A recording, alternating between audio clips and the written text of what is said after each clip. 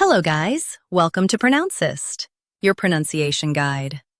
Today we will learn how to pronounce the word shown on the screen, iconography. First, let's hear its American pronunciation. Iconography, iconography.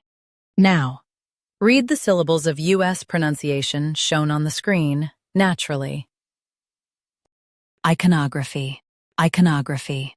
Now, let's focus on British pronunciation of this word.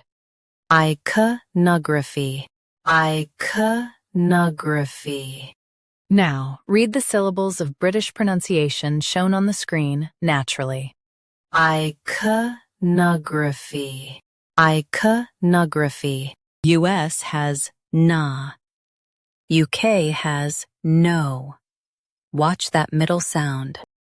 Practice repeatedly and you'll soon be able to say this word perfectly.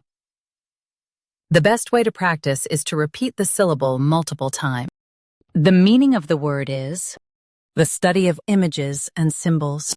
Try repeating this word several times to improve your pronunciation. We post daily videos on useful and commonly mispronounced words to help you speak clearly and confidently. Like this video and subscribe to Pronouncist for more pronunciation guides. Thanks for watching us.